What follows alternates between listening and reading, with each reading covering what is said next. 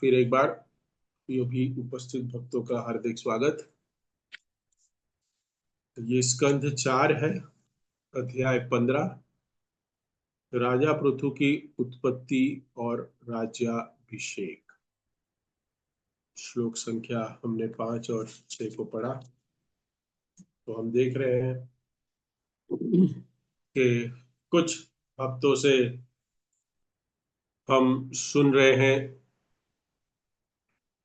कि राजा वेन के बेटे राजा पृथु हुए। और ये जो राजा वेन है, एक अयोग्य राजा कह सकते हैं हम, लायक नहीं है, एक अयोग्य राजा थे। और ये अयोग्यता एक कारण बनी उनके पिता का वैराग्य उत्पन्न करने के लिए। राजा अंग हम जानते हैं, तो अभी हम थर्ड जनरेशन की कथा सुन रहे हैं। अंग के राजा वेन और अंग के पुत्र वेन और पुत्र वेन के पुत्र जो हुए अभी ये पृथु महाराज हम देख रहे हैं। तो अगर संतान अयोग्य हो, ये सिर्फ जानकारी ले कह रहा हूं, आप लोग कनेक्ट मत करना। अगर संतान अयोग्य हो तो ये लाभकारी है कि माता पिता अपना मोह जल्दी भंग कर लेते हैं अपने बच्चों से। और अगर हम कहें कि और ज्यादा आज्ञाकारी है बेटा बेटी आज्ञाकारी हो तो मोह ज्यादा हो जाता है। और आज्ञाकारी संतान हो तो माता के मुक्ति का माता पिता के मुक्ति का कारण भी बन सकते हैं। लेकिन आज्ञाकारी पुत्र और पुत्री वो मोह का कारण भी बन सकता है और शायद मुक्ति का कारण भी बन सकता है। बट ये इंफॉर्मेशन है, इसके लिए आपको बताता हूँ कि दोनों ही पद पे आ, हम कह सकते हैं कि मुक्ति भी निश्चित होती है और वैराग्य भी निश्चित हो सकता है। वो क्यों, वो कैसे पॉसिबल है, वो हमारी चेतना के ऊपर, हम कैसे इसको ग्रहण करते हैं। अगर पुत्र और पुत्री से आसक्ति है तो बंधन का बहुत बड़ा कारण बनता है। तो लेकिन राजा वेन जो थे वो अयोग्य थे, हर तरह से अयोग्य थे। लेकिन राजकुल में पैदा हुए हैं, वो कह सकते हैं ना कि राजकुल में पैदा हुए हैं। तो समझा गया कि इसी को राजा बनाना पड़ेगा, परंपरा है। राजकुल में पैदा हुआ बेटा है तो उसको ही देना पड़ेगा, राजगद्दी देनी पड़ेगी। पहले के जमाने में इलेक्शन तो था नहीं ऐसे। तो हम जानते हैं कि बचपन में भी हम देखते हैं कि बचपन में खेल खेल में वो कई लोगों को, बच्चों को मार देते थे, हम्म, वध कर देते थे, कुएं में डाल देते थे। और जब बड़े हुए, राज्याभिषेक हुआ उनका, तो सारे चोर उचक के सारे छुप गए कि कोई बड़ा चोर आ गया, बड़ा डॉन आ गया। तो ये सब जानता है कि हमारे करतूते क्या है। सब छोटे चोर जो होते हैं, जूनियर चोर तो सीनियर चोर आ गया है, वो सब करतूते जानता था। तो सारे चोर चुपके, सारे छुप गए, सारे शांत हो गए। लेकिन ये जो सीनियर था वेन, वो इतना अत्याचारी था, वो अकेला ही काफी था प्रजा को परेशान करने के लिए, हम देखते हैं। तो ब्राह्मणों को एक सभा बुलानी पड़ी और ये डिसाइड किया कि वेन को समझाना पड़ेगा, हमें इसको समझाना पड़ेगा। और समझाया भी, हम देखते हैं, सिखाया भी कि राजा के क्या कर्तव्य होते हैं, किस प्रकार प्रजा का ध्यान रखा जाता है, किस प्रकार प्रजा का पालन किया जाता है। लेकिन उसने उल्टा ही बोलना शुरू कर दिया। क्या कहा? एकल ईश्वर वेन आर सार भृत्य। राजा का प्रतिनिधि भगवान का प्रतिनिधि होता है राजा, तो भगवान का उसमें अंश होता है। ऐसे बहुत सारे तर्क वितर्क देने लगा। मैं जो करना चाहूं वही करो। हम्म, तो इस प्रकार हम देखते हैं कि जब देखा ये मान नहीं रहा है और अपने आप को भगवान समझने लगा है, तो सामर ब्राह्मण, इतने शक्तिशाली ब्राह्मणों थे सारे, उन्होंने अ, उसको श्रापित करके उसका वध भी कर दिया, भस्म कर दिया। और उसके शरीर से उसको चरण करके, उसका मंथन करके, जब भी मंथन किया जाता है तो कुछ ना कुछ निकलता है। जैसे हम दूध मंथन करते हैं तो क्या निकलता है? मक्खन का मंथन होता है, बहुत कुछ होता है, तो मक्खन निकलता है। फिर मक्खन को प्रोसेस करते हैं तो घी निकलता है। तो मंथन करने से कुछ ना कुछ रिजल्ट आता है। इसलिए शास्त्रों का भी मंथन करना चाहिए। हम कहते हैं कि शास्त्र पढ़ने नहीं चाहिए, इसका मंथन करना चाहिए। एकांत में बैठ के शास्त्रों को शांत हृदय से अगर हम पढ़ते हैं, इसको मंथन करते हैं, तो हमारी आंखें खुलती है। देखा गया है कि शास्त्र पढ़ने को कहा है, हमारे संस्था में कहा है कि शास्त्र पढ़िए। You have to read Bhagavad Gita, you have to read Shrimad Bhagavatam, you have to read Chaitanya Charitamrita. पढ़ते हैं लेकिन जीवन में कोई परिवर्तन नहीं आता। तो गुरु के आदेश के अनुसार उस शास्त्रों को पढ़ते, एक तो पहले तो पढ़ते नहीं। देखा गया है कि जो इस्कॉन ने बुक छापी है, ये आपको डेटा ओरिजिनल बता रहा हूँ, जो शास्त्र पढ़ने वाले भक्त कितने हैं पता है? चैट में लिख के भेजिए। जिसके घर में बुक्स हैं और सीरियसली उस शास्त्रों को पढ़ के अपने जीवन का आचरण कर रहे, ऐसे कितने परसेंटेज डिवोटी जो रेगुलरली शास्त्रों को पढ़ते हैं? कितने परसेंटेज होने चाहिए? क्योंकि सबके घर में भगवत गीता है, भागवतम है, चैतन्य चरितामृत है। क्योंकि बार बार हम कहते हैं कि अरे गौर पूर्णिमा आ गई, चलो चैतन्य चरितामृत सेट लो। अरे भद्र पूर्णिमा आ गई, चलो भागवतम सेट लो। चलो मैराथन आ गई, भगवत गीता लो।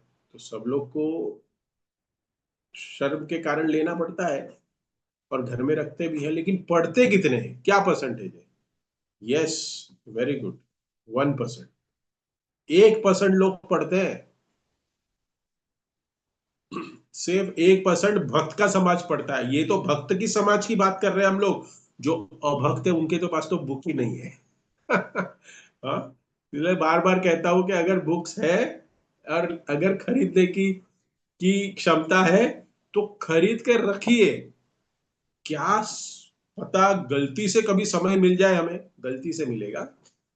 और समय मिल जाए तो गलती से अगर पढ़ ले और मंथन कर ले तो शायद जीवन का उद्धार हो जाए। मंथन कर ले, इसलिए मंथन करने से कुछ ना कुछ रिजल्ट निकलता है। यहाँ कहा गया है इसे मंथन करके। तो यहाँ पे तो ये बाहों को चरण किया गया। यहाँ पे जो आ रहा है बाहों को, तो उसमें से एक पुरुष और स्त्री पकड़ हुए। तो आज दो श्लोक है उसमें बता रहे हैं कि इयम इयम च सुदति देवी, जो स्त्री निकली, उसके उसके वो सुंदर दांत वाली थी। तो यहाँ पे एक एक प्रोफेशन का आपको मार्केट मिल रहा है।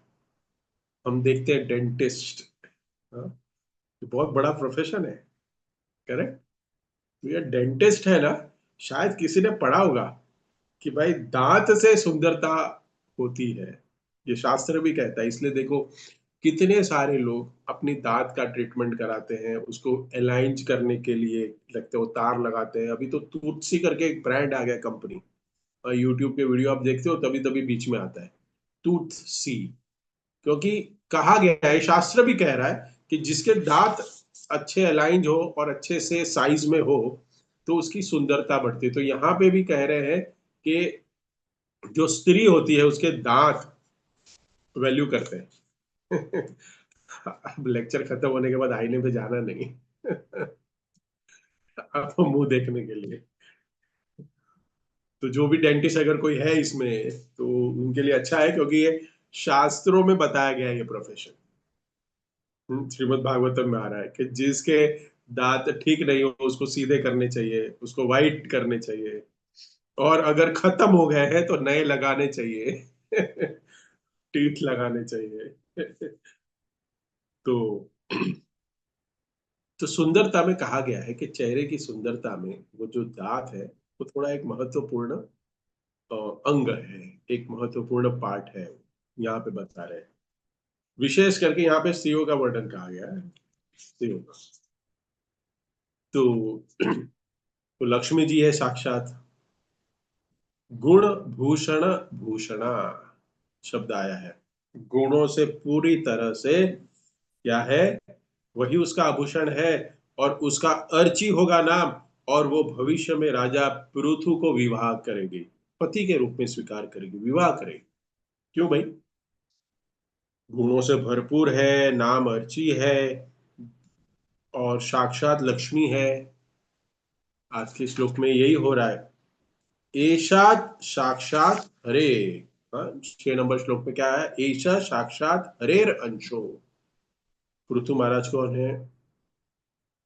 ये जो अवतार हुआ है पृथु, पुरुष का अवतार हुआ है, वो साक्षात हरि का अवतार है, हरि का अंश है। हम्म। जातो लोक रिरक्षया, और ये किसके लिए आए हैं? उनका उद्देश्य क्या है? लोकों की रक्षा करने के लिए आए हैं। और क्या कह रहे हैं? यम च तत्परा ही श्री। ये जो श्री है, जो लक्ष्मी है, संपत्ति की देवी, हम देखते हैं कि आज जो बता रहे हैं, जिनको पता नहीं है इसके लिए बता रहा हूं कि साक्षात लक्ष्मी है ये अर्ची। और लक्ष्मी के बारे में बता रहे हैं कि आगे चल के किससे विवाह करेगी? भगवान के जो शक्तावेश अवतार है पृथु महाराज, उससे विवाह करेगी।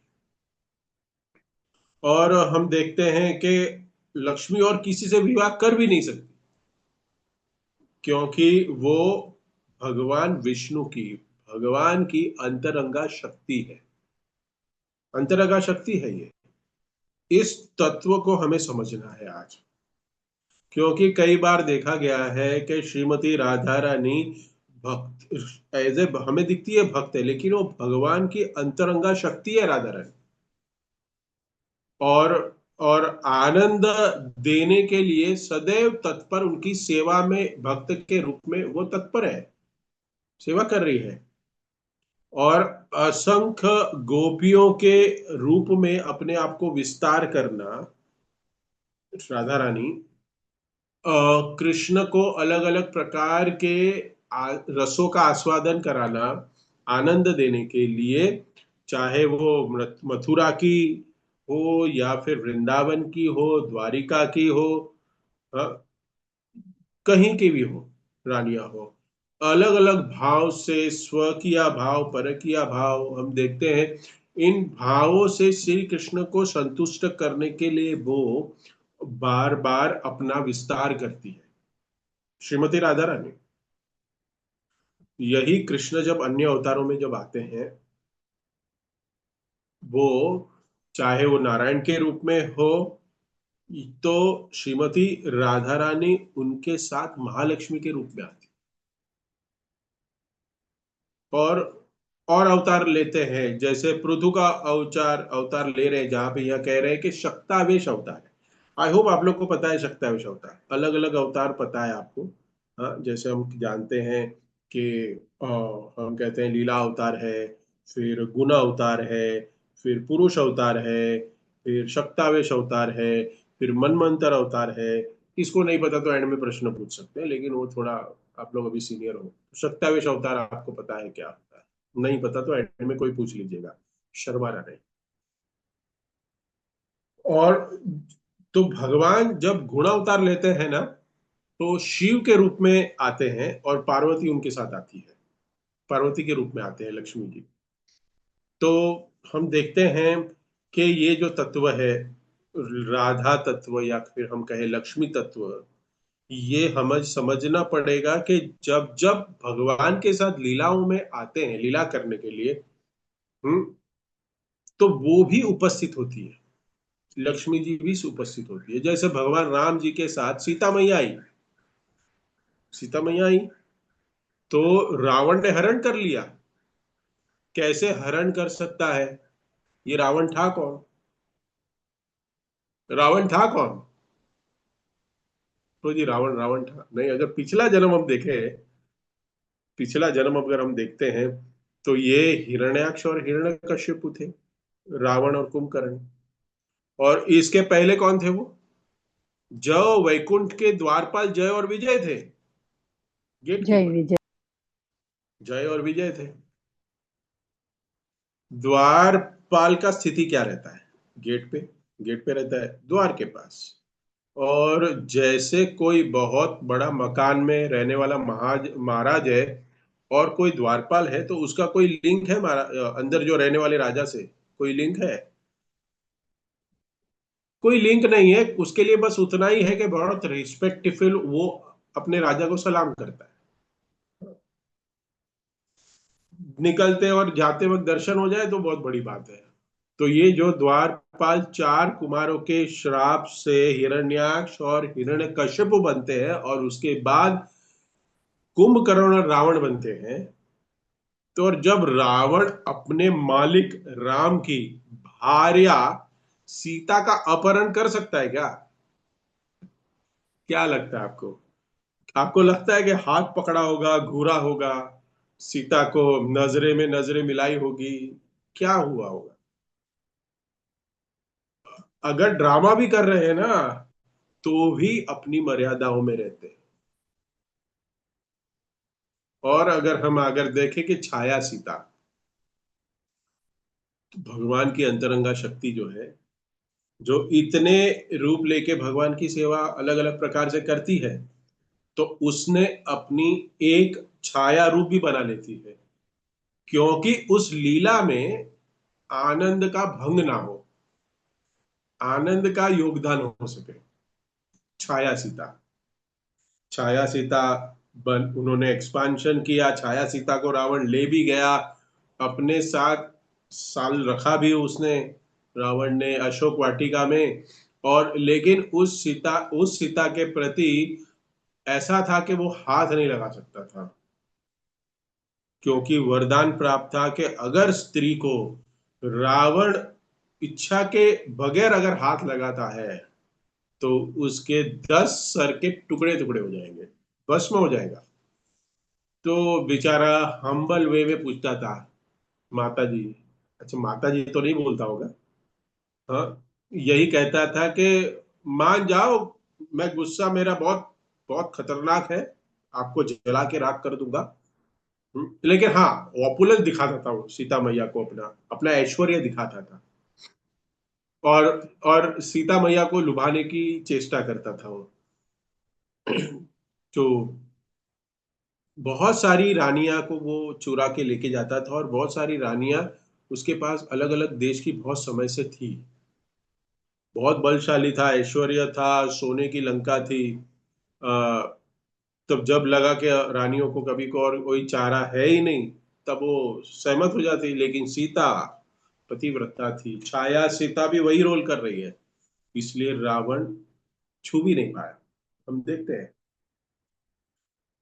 एक लीला है, क्योंकि अभी समझो कल गौर पूर्णिमा है, आज होली का दहन है, तो चैतन्य महाप्रभु की तो लीला का स्मरण होना ही चाहिए। तो चैतन्य महाप्रभु के लीला में भी एक ये इंसिडेंट है। एक ब्राह्मण से मिले चैतन्य महाप्रभु साउथ इंडिया में, और वो है ना भगवान रामचंद्र जी का बहुत बड़ा भक्त था। और जब उसको भाव की फीलिंग्स को जाना, उसके भक्ति को जाना, तो वो है ना बहुत गुस्से में, क्रोध में था। एक बार क्या हो गया, तो महाप्रभु को उसने अपनी टोली के साथ अपने घर पे प्रसाद के लिए बुलाया था। महाप्रभु को, आइए आप मेरे घर पे प्रसाद के लिए आइए, वैष्णव है तो ये आदान प्रदान होते रहता, तो प्रसाद के लिए बुलाया। लेकिन उसी समय वो रामचंद्र जी की लीलाओं में खोया हुआ था। उसी समय यही लीला हुई। क्या लीला हुई उसी दिन के? उसके दिमाग में आया कि रामचंद्र जी की जो भार्या लक्ष्मी जी है, सीता देवी है, उसको रावण कैसे उठा के लेके जा सकता है, कैसे अपहरण कर सकता है वो? हम्म? महाप्रभु कीर्तन वीर्तन करके भक्तों के साथ आ गए, चलो आज मटर पनीर मिलेगा, रसगुल्ला मिलेगा, हाँ सब कुछ मिलेगा। सब लोग भक्त लोग एकदम जोर से कीर्तन करते करते करते उस ब्राह्मण के घर पे पहुंचे, और देखा तो कुछ बनाया ही नहीं उसने। चैतन्य महाप्रभु पूछते, भाई क्यों नहीं बनाया? तो बोलते, ये सीता मैया को हरण करके लेके गया रावण। सीता मैया होगी तो कुछ बनेगा, ये तो सीता मैया को रावण लेके चला गया है, तो कहां से बनाऊंगा मैं? पहले मुझे महाप्रभु आप ये बताओ कि रावण ने सीता को हाथ कैसे लगाया, कैसे अपहरण कर सकता है? रो रहा है, ब्राह्मण है ना, रो रहा है। महाप्रभु ने कहा कि भाई ये तो बात सब ठीक है, लेकिन प्रसाद तो दो, हम भूखे हैं, प्रसाद तो दो। सब भूखे हैं, मंडली देखो कितना जोर जोर से कीर्तन करके आ रहे हैं, मृदुंग इतना जोर जोर से बजाया, इतने ऊंचे ऊंचे नाचे हैं, देखो पसीना नहीं दिख रहा है तुम्हें? तो पहले मुझे आंसर चाहिए। महाप्रभु कहते हैं, इन्होंने हमें बुलाया, वो सब भक्त को एक दूसरे की तरफ देख रहे हैं, अरे आज तो उपवास करना पड़ेगा, एकादशी हो गई हमारी। तो महाप्रभु उसको समझाने की कोशिश करते हैं कि ऐसा कुछ नहीं है, कि रावण ने हाथ नहीं लगा सकते, सीता मैया को हाथ नहीं लगा सकता वो, तो ये तो लीला है, ऐसे नहीं कर सकता। नहीं, ब्राह्मण कहता है ऐसे नहीं, और समझिए समझ ही नहीं पा रहा, चैतन्य महाप्रभु प्रयास कर रहे स्वयं भगवान। तो महाप्रभु ने छोड़ सोचा कि भाई ये तो भगवान रामचंद्र की भक्ति में पूरा लत है, इसको समझा कि ये समझने वाला नहीं, चलो हम दूसरा कोई घर देखते हैं। तो कीर्तन करते करते महाप्रभु अपनी मंडली के साथ आगे चले। तो वहां पे एक मंदिर पे गए गए वहां पे कुछ ब्राह्मण लोग एक ग्रंथ जो है, कूर्म पुराण, कूर्म पुराण से कथा चल रही थी वहां पे, और उसमें यही प्रसंग आता है कि किस प्रकार सीता ने अपना वेश बदल के छाया सीता, हाँ, छाया सीता के रूप में आ गए, और वो रावण जो है छाया सीता का अपहरण करके लेके गया। और जब राम ने लंका को जीत लिया युद्ध के बाद, तो सीता को वापस लाए, तो अग्नि परीक्षा ली, हम जानते हैं, सारे देवता ऋषि मुनियों के सामने पहले अग्नि परीक्षा रामचंद्र जी ने ली, और कहा अग्नि परीक्षा दो। रामचंद्र जी ने कहा, मैं जानता हूं तुम्हें कि तुम पवित्र हो, लेकिन फिर भी दुनिया को दिखाने के लिए परीक्षा ले रहे हैं, लेकिन अंदर से पता है उनको भगवान है, स्वयं नारायण है। तो वो क्या कर रहे हैं, उनको पता है कि जो साया छाया सीता है, वो उसको अग्नि में प्रवेश करानी है, और जो अपनी पत्नी भार्या सीता है, साक्षात लक्ष्मी है, उनको लेके जाना है अयोध्या वापस। ओरिजिनल सीता वापस आ गई। और जैसे अग्नि में बैठी थी, अग्नि जला रही थी, वो छाया सीता अग्नि में प्रवेश कर गई, और जो सीता जो थी, वो जो लक्ष्मी सीता जो हम देखते हैं, रामचंद्र जी की भार्या स्वयं आती है, और अयोध्या जाते हैं उन लोग। सारे देवताओं ने पुष्प वर्षा की, ग्लोरीफाई किया, और हम देखते हैं कि अयोध्या गए रामचंद्र जी। तो जब कूर्म पुराण की कथा उस ब्राह्मण को सिखाई सुनाई दी गई, सुनाया, तुम बनाओ खाना पीना सब ठीक है, सब कुछ सेट हो गया है। तो फिर ब्राह्मण संतुष्ट हो गया, उसने बहुत सारे 56 भोग बनाए, व्यंजन बनाए, और फिर महाप्रभु ने बहुत अच्छी तरीके से भोजन किया, और फिर संतुष्ट होकर आशीर्वाद देके वहां से चले गए। तो फिर ब्राह्मण भी हो गया, हाँ मेरी सीता को कोई हाथ नहीं लगा सकता, हमारे भगवान रामचंद्र जी की सीता है। तो ये जो भगवान की अंतरंगा शक्ति है यहाँ पे हम देख रहे हैं, उनको जब जब आ, बहिरंगा शक्ति को कोई छू नहीं सकता, तो अंतरंगा शक्ति को कौन छुएगा? हम बहिरंगा शक्ति की भी हम चर्चा कर सकते हैं, कि एक उदाहरण दे सकते हैं कि शिव जी की भार्या को देख के एक राक्षस का मन विचलित हो गया, असुर का मन विचलित हो गया। जानते हैं उसका नाम क्या है? क्या नाम है उसका?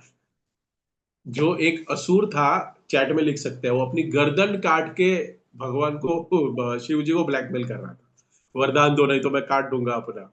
वृकासुर। शिव जी आ गए, क्या चाहिए, क्यों गर्दन काट रहे हो तुम्हारी? कहते हैं कि मुझे ऐसा वरदान दीजिए कि मैं जिसके भी सर पे हाथ रखूं वो उसका ताम काम तमाम हो जाए, वो भस्म हो जाए। शिव जी ने कहा तथास्तु। आशुतोष है, पता नहीं आ बैल मुझे मार करेंगे वो। तथास्तु कहा। उसने कहा शिव जी तो ठीक है, लेकिन साथ में कौन बैठी है? देखता है, देखो अनक्वालिफाइड व्यक्ति को कुछ मिल जाए ना तो प्रॉब्लम हो जाता है। अनक्वालिफाइड वस्तु, अनक्वालिफाइड लोगों को है ना कुछ नहीं देना चाहिए। तो जब शिव जी की पत्नी पार्वती को देखता है तो उसका मन विचलित हो जाता है। तो वो क्या सोचता है कि मैं अगर मैं शिव जी को ही मार दूं तो क्या कर सकता हूं, मैं पार्वती को चुरा ले सकता हूं, उनको भोग कर सकता हूं। तो भागा शिव जी के पीछे, और शिव जी भी भाग रहे हैं। हाँ, और ये पीछे पीछे सारे भस्मासुर। Correct, correct, correct. उसका शायद एक नाम भस्मासुर भी था, वृकासुर भस्मासुर भी बोलते थे उसको।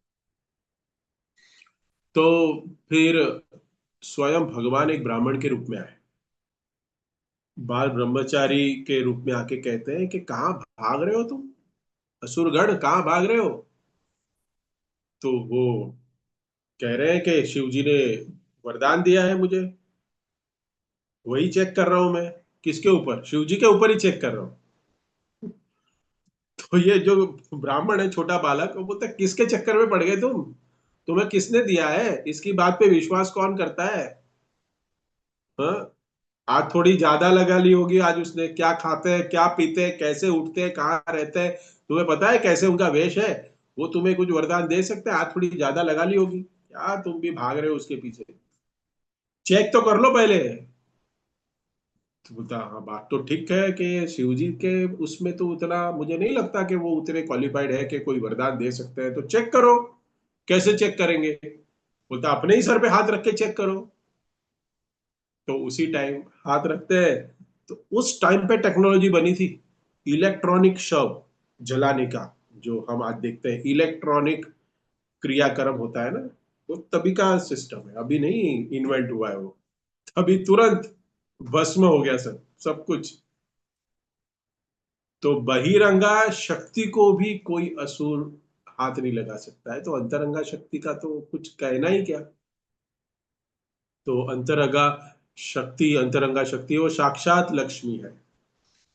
तो इसका मतलब ये नहीं है कि सिर्फ लक्ष्मी ही भगवान से विवाह करती है। भगवान से असंख्य लोग विवाह कर सकते हैं, ध्यान से सुनिएगा, असंख्य लोग विवाह कर सकते हैं। हम्म। तो ऐसे मत कहो कि अगर असंख्य विवाह कर सकते हैं तो सारी लक्ष्मी जी है। नहीं, ऐसे भी नहीं है। जिन लोगों का प्रेम भगवान से है, कुछ अवस्था में वो रस पहुंच जाता है, भक्ति कुछ अवस्था तक पहुंच जाती है, स्वकीय भाव परकीय भाव में पहुंच जाते हैं, तो वो भगवान से इस प्रकार विवाह कर सकते हैं, उनका विवाह हो जाता है। लेकिन जो शक्ति है, जो अंतरंगा शक्ति है, वो सदैव उन्हीं से करेगी विवाह, और उन्हीं से ही प्रभावित होगी। ये देखा गया है। तो आज के श्लोक में भी यही हो रहा है।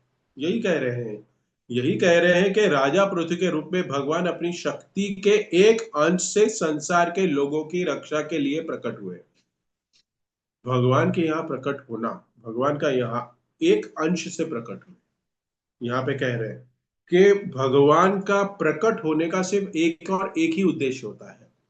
किसकी रक्षा करना? परित्राणाय साधुनाम विनाशाय च दुष्कृता। क्या है? रक्षा करना। कहते हैं लोक रक्षाया, लोक जन लोक की, सबके लोगों की रक्षा करना उनका। और ये जो हम देखते हैं कि ये जो संसार भी जो भगवान ने बनाया ना, इसको रक्षा करने के लिए क्यों आना पड़ता है भगवान को? प्रश्न उठता है यहाँ पे। क्योंकि भगवान ने इसको बनाया ही इस तरह कि यहाँ कोई सुखी रह नहीं सकता। ये बनाया ही ऐसा संसार, आए दिन असुरों का बल बढ़ जाता है। हम्म। और हम चाहते हैं कि हम यहां से निकल के स्वर्ग लोग चले जाए, तो वहां पे भी, स्वर्ग में भी देवता लोग दिक्कत में है। हम चाहते हैं स्वर्ग चले जाए, लेकिन वहां पे देवता लोग भी संतुष्ट नहीं है, वो भी परेशान रहते हैं हमेशा। आए दिन असुरों का बल वहां भी बढ़ जाता है, यहाँ भी बढ़ रहा है, वहां भी जड़ते हैं। क्योंकि आए दिन असुर क्या करते हैं, कुछ तपस्या करके, कुछ अलग अलग युक्ति लड़ा के वो वरदान प्राप्त कर लेते हैं, शक्तिशाली बन जाते हैं, और क्या करते हैं, देवताओं के पीछे पड़ जाते हैं। पूरा भागवतम पढ़िए, उसमें ऐसे कम से कम 20 उदाहरण आपको मिलेंगे कि देवता लोग परेशान है, परेशान है। और हम कहते हैं कि स्वर्ग में जाएंगे, हम स्वर्गवासी बनेंगे, हाँ, उधर भी परेशानी है। तो हम देखते हैं कि जैसे देवता लोग ज्यादा भोग विलास में लग गए, असुर लोगों ने यहाँ पे कुछ, ब्रह्मा जी शिव जी की तपस्या करके कुछ वरदान प्राप्त कर लिए, और फिर उन लोगों ने मिलके देवताओं पे चढ़ाई कर दी। और जब जब कोई नीचे तपस्या करता है इस भूलोक पे, सबसे पहले सिंहासन किसका डोलता है? स्वर्ग के राजा इंद्र का। बोलता मेरी जॉब गई, रिसेशन आएगा, लॉकडाउन आ जाएगा, मेरी जॉब जाएगी, क्या करूं? वो तपस्या कर रहा है नीचे, हाँ, एआई आ गया, मेरा जॉब जा रहा है। तो देवता लोग भी संतुष्ट नहीं है। अगर कोई चला भी जाए गलती से, जाएगा पता नहीं, लेकिन अगर कोई गलती से ऊपर चला भी गया तो भी परेशानी होने वाला है, क्योंकि वहां ऑलरेडी उन लोग परेशान है।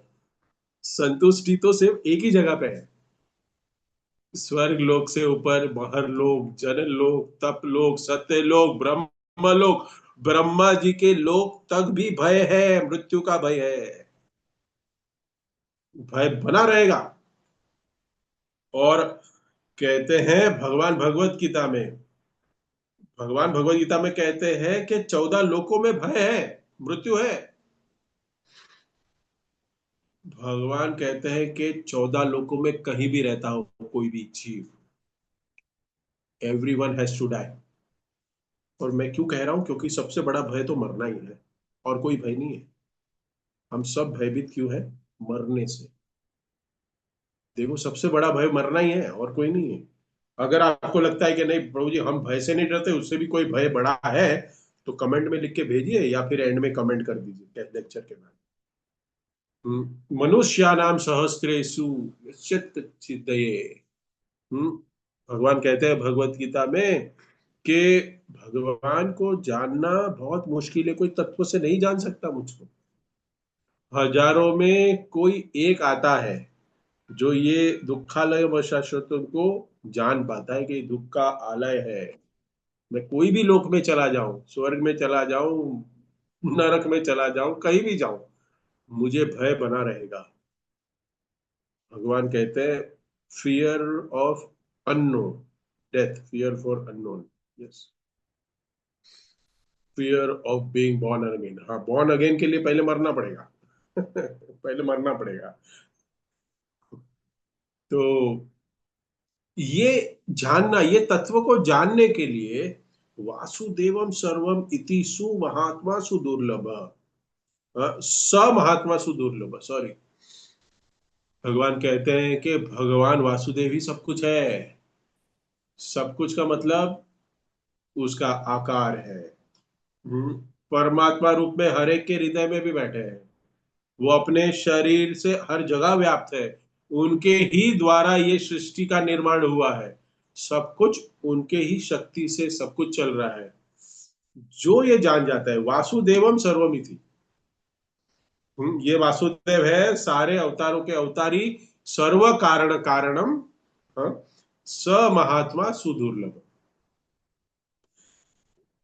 पहली बात तो वो आत्मा नहीं है, महात्मा है।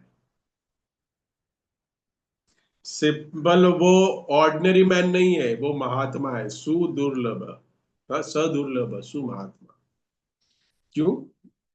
क्योंकि वो सब कुछ जानते हैं। हम आत्मा है, और भगवान क्या है? परमात्मा है, वो सब कुछ जानते हैं, भूत भविष्य वर्तमान सब। बहुत दुर्लभ है ऐसे जीवात्मा, ये जो समझ पाता है। देखो, आजकल दुनिया में क्या है, दुर्लभ किसको और किसको वैल्यू देते हैं? आईएएस की रैंकिंग, या नीट हो, जेई हो, कोई बड़ी बड़ी एग्जाम हो, कोई भी पकड़ लो आप, टॉप रैंकिंग में फर्स्ट आया, पेपर में आता है ना नाम, आता है ना, टॉप रैंकिंग में फर्स्ट आया, तो क्यों आता है? तू दुर्लभ कैसे हो गया? तू क्यों टॉपर हो गया? क्या है इसमें बड़ी बात? तू तो इस बैच में दुर्लभ है ना, तूने तो इस बैच में तूने टॉप किया हुआ है। गए साल कोई दूसरा भी टॉपर था ना, अगले साल और कोई दूसरा टॉपर आएगा। हम्म, टॉपर तो है ही। अरे तू कैसे दुर्लभ है? सुदुर्लभ कौन होता है पता है? जो आईएएस की फर्स्ट रैंकिंग लेके, सबसे बड़ी कौन सी एग्जाम है चैट में लिखी हुई, मुझे तो लगता है आईएएस ही हो, उससे भी बड़ी हो सकती है, लेकिन हम उदाहरण लेते हैं कि आईएएस की परीक्षा हम देना है। हम्म, सबसे सुदुर्लभ वो है कि वो आईएएस में टॉप रैंक करे, गोल्ड मेडलिस्ट ले, वो नहीं है। आईएएस में टॉप करने के बाद भी अपनी शिखा रखे, सर मुंडवा दे, सैफरन कपड़ा पहने और भगवान की भक्ति करने के लिए सब कुछ न्यौछावर कर दे, वो महात्मा सुदुर्लभ है। इसको सुदुर्लभ कहते हैं। हम समझ रहे हैं कि वो सुदुर्लभ, अरे इतना टॉपर है, गोल्ड मेडलिस्ट है। हाँ, सब महात्मा सुदुर्लभ है। रैंकिंग लाके जिंदगी भर गधे घोड़ों की तरह नौकरी करोगे, काम करोगे, वो थोड़ी दुर्लभता दुर्लभता है। वो सब छोड़ करके कृष्ण की शरण में जाना और वो करते हुए भी भगवान का भक्त बने रहना, ये सुदुर्लभ है। ऐसा व्यक्ति सुदुर्लभ। आई होप आप समझ पा रहे हैं। तो भगवान की जो ये संगिनी की यहाँ चर्चा हो रही है, नित्य संगिनी, और उन तक पहुंचना, भगवान का अवतार ही इसके लिए होता है कि संसार के कष्टों को दूर करना। यहाँ पे कष्ट में थे सारे ऋषिगण, इसके लिए भगवान ने किसको भेजा? पृथु महाराज को भेजा। हम्म, क्योंकि इस संसार में कष्ट आते रहेंगे। हाँ, लास्ट वीक भी मैं लेक्चर दे रहा था चैतन्य महाप्रभु के ऊपर, तब भगवान ने भगवत गीता कही, कह के गई ना, 5,500 पूर्व, कही क्या नहीं कही? कह के गए। पूरा सिलेबस में सब कुछ दे दिया। सर्वधर्मान परित्यज्य मामेकम शरणम व्रज, मन मना भव मद भक्तो मद्याजीवा ममस्कुरु। हाँ, सब कुछ श्लोक में दे दिया, सब कुछ बता दिया, फिर भी कोई भक्ति नहीं किए। इसके लिए चैतन्य महाप्रभु को आना पड़ा 550 वर्ष पूर्व। तो क्या होता है, ऐसे बार बार ऐसे सिलेबस देने के बाद भी है ना, ये सब प्रॉब्लम होते रहती है। भगवान को भी पता है कि सब कुछ टेम्पररी वर्ल्ड में, मेरा प्रचार भी टेम्पररी है। कुछ समय के बाद भूल जाएंगे सब लोग, इसलिए मुझे बार बार आना पड़ेगा, क्योंकि ये दुखालय अशाश्वतम है। तो कैसे अशाश्वत जगत में भगवान भी सोच सकते हैं कि मैंने जो शास्त्र दिए वो शाश्वत हो जाएंगे, एक अवतार में मेरा पूरा चारों युग का सारे भक्त बनते रहेंगे? नहीं हो सकता। भगवान को भी बार बार आना पड़ता है। इसलिए हम देखते हैं कि जितनी समुद्र में लहरें आती है ना, कितनी आती है, आप समुद्र में गए हो, लहरें कितनी आती रहती, कहा जाता है कि जितनी लहरें आती है उतने युग युगों में उतने भगवान के अवतार आते हैं, अलग अलग अवतार, इतने अवतार है भगवान, अलग अलग उद्देश्य से आते हैं। क्योंकि भगवान ने रजोगुण तमोगुण सत्वगुण वाली जो माया है ना, ये जो भगवान ने बनाई है, वो सबको भ्रमित करते रहती है, सबको दूषित रखती है, सब सब सबकी चेतना विकार में रखती है। ईर्ष्या करते रहते हैं, लड़ाई करते रहते हैं, एक दूसरे के से जीतना चाहते हैं जीव। इसलिए संकट बना रहता है, भगवान बनाए रखते हैं इस संसार में संकट। प्रभुपाद जी कह रहे हैं कि कोई ये ना सोचे कि इस संसार में शांति मिल जाएगी, नहीं मिलेगी। किसी को शांति नहीं मिले, भगवान ने ऐसे बनाए नहीं है। अब मान लीजिए कि मैन्युफैक्चरर ने एक टीवी ब्लैक एंड व्हाइट बनाया, यहाँ पे ना बहुत सारे ब्लैक एंड व्हाइट टीवी वाले हैं, करेक्ट है या नहीं है? ब्लैक एंड व्हाइट टीवी जिसने घर पे लाया था, ऐसे लोग हैं आजकल। अगर मैं ये यूथ में दूंगा ना, ये कहूंगा उदाहरण, तो नहीं समझेगा, लेकिन आपको मैं जानबूझ के बता रहा हूँ, क्योंकि ब्लैक एंड व्हाइट टीवी आप लोग ने देखा है नहीं देखा है? हाँ, हाँ, ब्लैक एंड व्हाइट टीवी लाया है क्या नहीं? तो सुनिएगा, आज समझिएगा थोड़ा, इस तत्व को आज जरा सुनिएगा, उसके बाद अंत करेंगे हम। ये ब्लैक एंड व्हाइट जो टीवी है, उसमें कलर फोटो आएगी? आएगी? अरे आएगी, कोशिश करने से तो आएगी। कोशिश करो, आएगी। सब लोग मिलके गाना गाए, हम होंगे कामयाब, हम होंगे कामयाब एक दिन, तो आएगी। सब मिलके कोशिश करें, नहीं प्रभु जी लाएंगे हम इसके अंदर कलर फोटो लाएंगे, कलर पिक्चर देखेंगे ब्लैक एंड व्हाइट टीवी में। पता है आप लोग को, कभी है ना टीवी में बरोबर नहीं आता था ना, तो उसको एक थप्पड़ मारते थे, तो उसका स्क्रीन ठीक हो जाता था। ऐसा हुआ है आप लोग के साथ कभी? मैं कनेक्ट कर रहा हूँ इसको, इसके लिए मैं बना हुआ, ऐसा मारते थे, मार इसको, फिर वो ठीक हो जाता था स्क्रीन। हाँ, हाँ। वेस्टर्न का टीवी होता था, नेशनल का टीवी होता था, फिलिप्स का टीवी होते थे, ऐसे ऐसे मारते थे इसको, तो ठीक हो जाता था वो, उड़ जाता था वो। हाँ, ऐसे लगता है कि ठीक से चल। हाँ, तो इसको मारेंगे तो ठीक से चलने लगता था, लेकिन ब्लैक एंड व्हाइट ही दिखता था, क्योंकि ब्लैक एंड व्हाइट। कोई कहे नहीं मैं एंटीना हिलाता हूं, तो आएगी कलर फोटो, आएगी ना। कलर पिक्चर दिखेगा एंटीना हिलाने से?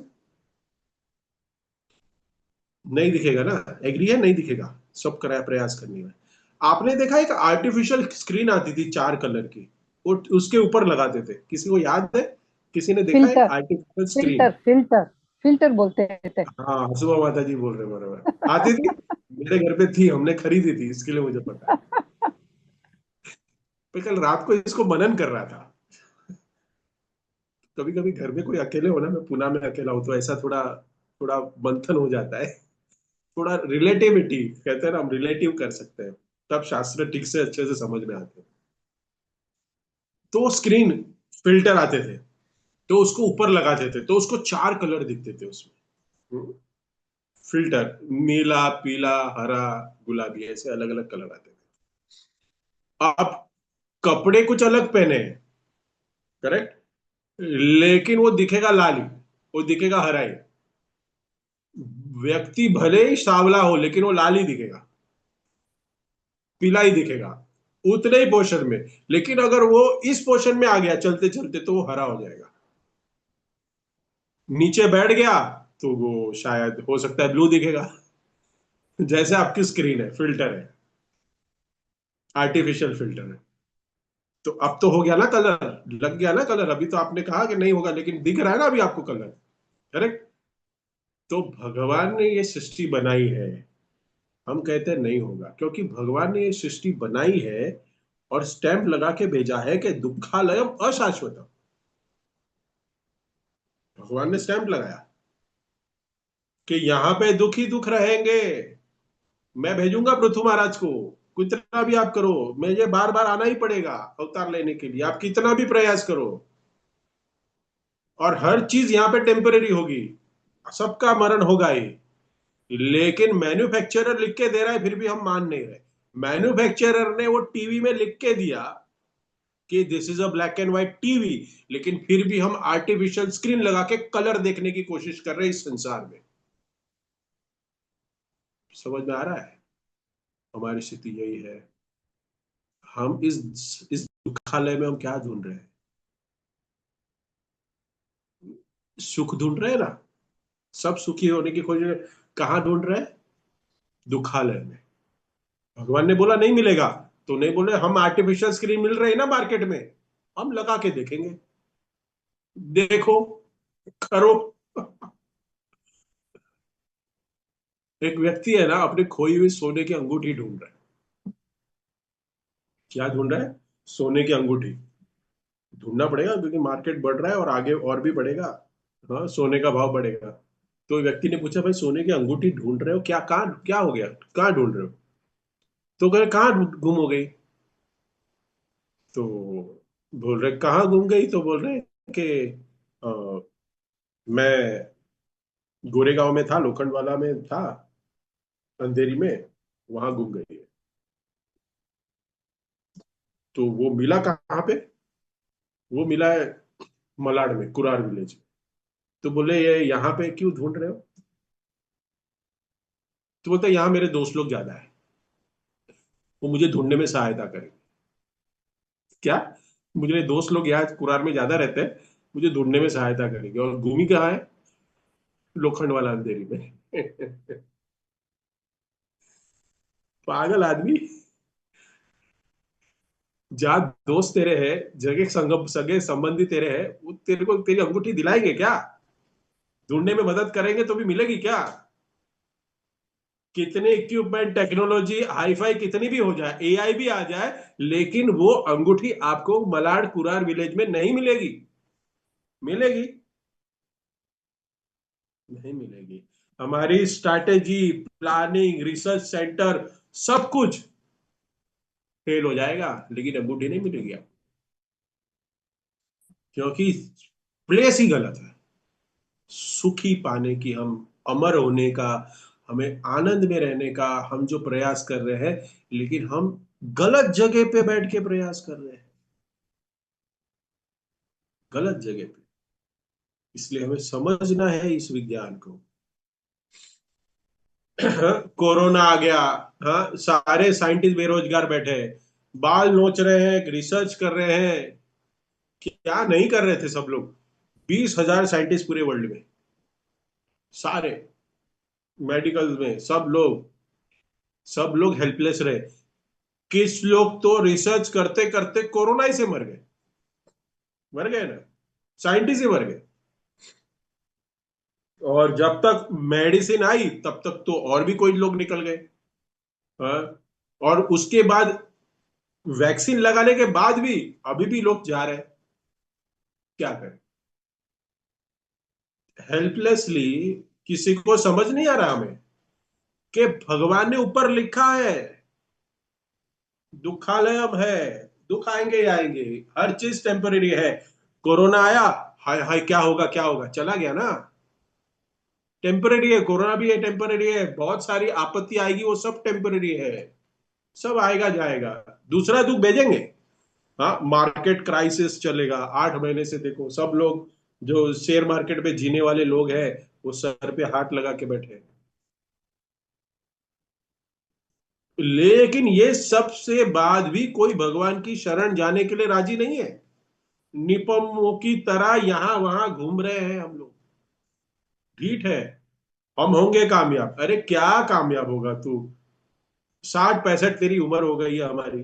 हाँ। एक तो मैं एक बार किसी को बोल रहा था, लास्ट वीक ही, मैंने उससे गलती से उम्र पूछ ली। तो मैंने बोला कितनी उम्र है? तो वो व्यक्ति ने कहा 72। तो मैंने बोला बोनस चल रहा है, आपको तो बोनस मिला है। तो क्या है, भक्त नहीं था ना, तो उसको कुछ समझा ही नहीं। उसको उसको नहीं थे। हाँ, मुंह में दांत नहीं है, पेट में हाथ नहीं है। और हम सोच रहे कामयाब होंगे। हाँ, कामयाबी लेके भी करेंगे क्या? कामयाबी का मतलब क्या है?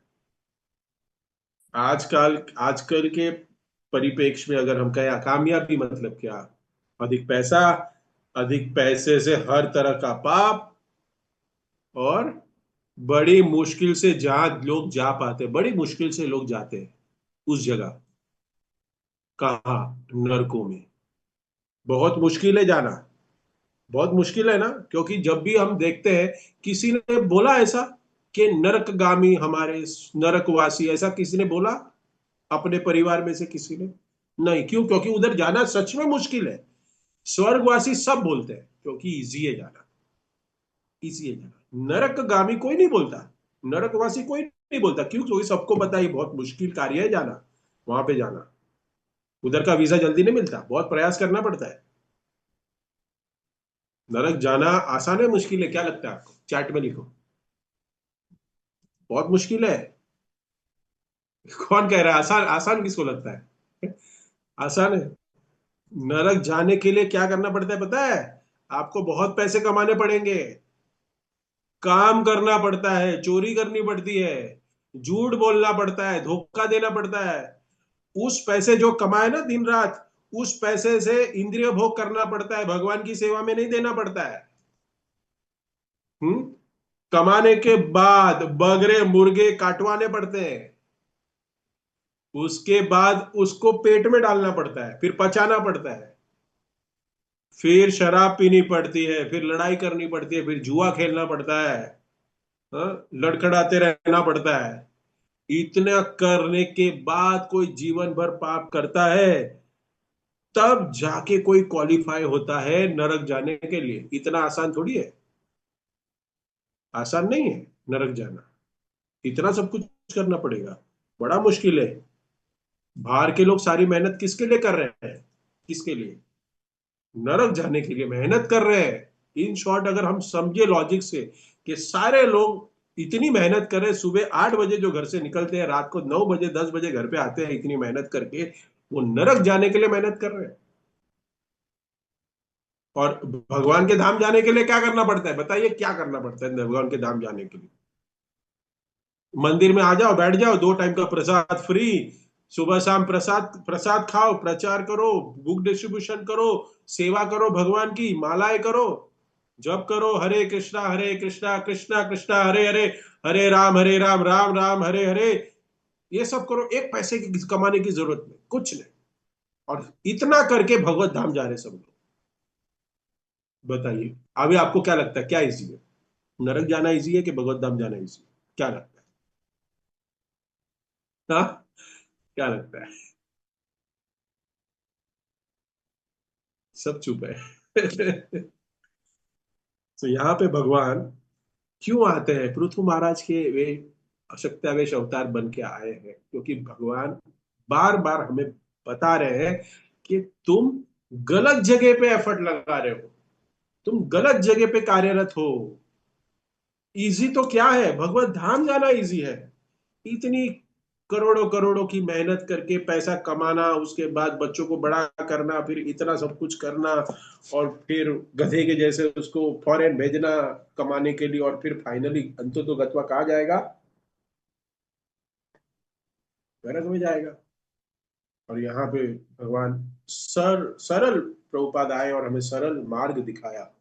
हम इजीली, कुछ भी जरूरत नहीं, कोई मेहनत की जरूरत नहीं, और भगवत धाम जाए। यही अलग अलग रूपों में आके भगवान बार बार आके हमें इस संसार में बताने आते हैं कि दुखालय है। तुम लोग कभी कलर पिक्चर नहीं देख सकते मेरे टीवी में, कभी नहीं देख सकते, कितने भी फिल्टर लगा लो, हम फिल्टर लगा के घूम रहे हैं सब, दिख नहीं रहा है हमें, स्क्रीन लगा के घूम रहे हैं।